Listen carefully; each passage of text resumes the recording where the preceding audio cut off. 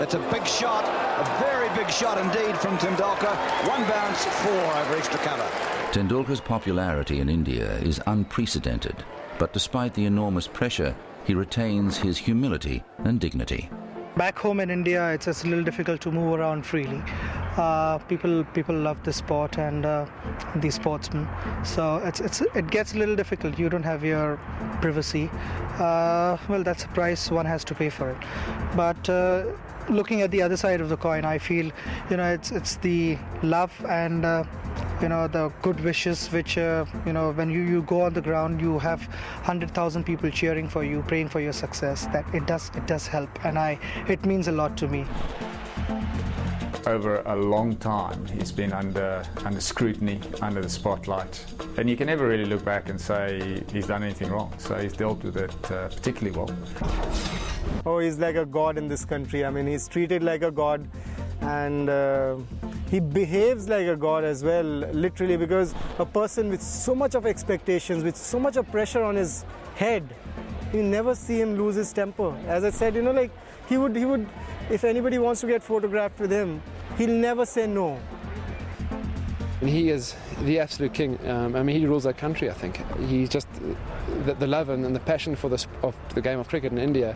It's remarkable that it hasn't gone to his head. I mean, he is such a humble person, so down to earth, and again, got time for most people. I would hate to be in his shoes. Just from that side where the pressure on his time and lack of privacy in the country that he lives, it must be really a test of his character. But he's come through. I've never seen him have an outburst on the field against an opponent with his own team side, amongst the public. So he's a person who really he's kept his nose really clean, and I just think he's got a good heart. Now in his 30s, Tendulkar's touch has barely deserted him, although he did go without a Test century between November 2002 and January 2004. Critics questioned whether he was still the master, still capable of dominating an attack.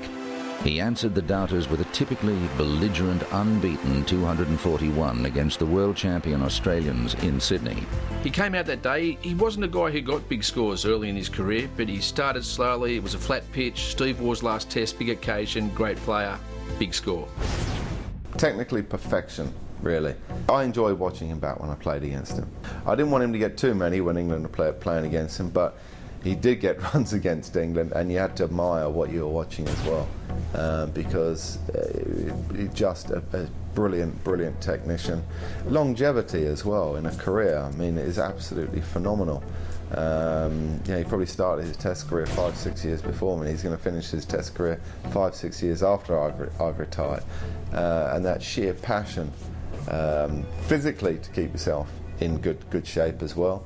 The hunger and desire to keep scoring runs. You've got to go by statistics to a large extent.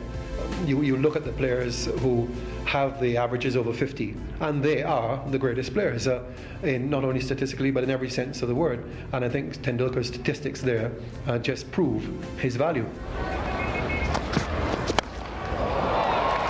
Brilliant. Charging over the top. How far has it gone? Has it gone far enough?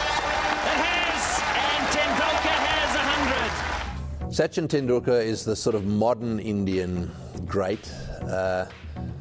I wasn't entirely sure about him. I mean, I know Bradman, as soon as he saw him, phoned up his wife and said, and Bradman told me this himself, phoned up his wife and said, you've got to come and have a look at this, because I think this is what I might have looked like.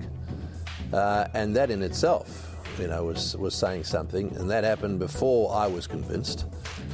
Then I went and watched him play on some of the good wickets, and in particular I saw him play some innings in Sharjah, in one-day cricket, and he was just something else.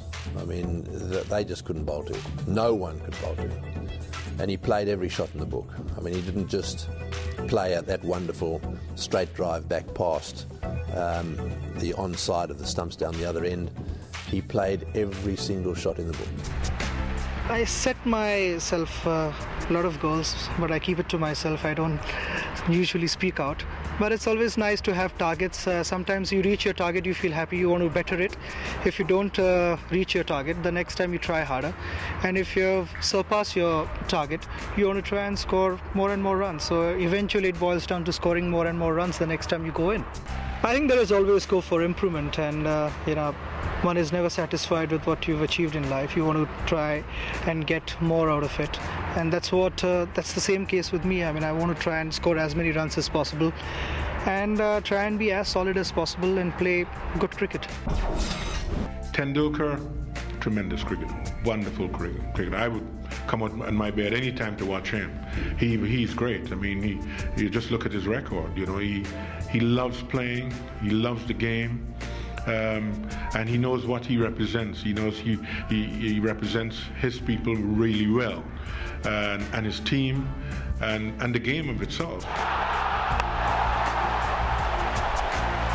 By general consensus, he is still one of the best batsmen in the game today, and is amongst the top 4 specialist bats of all time.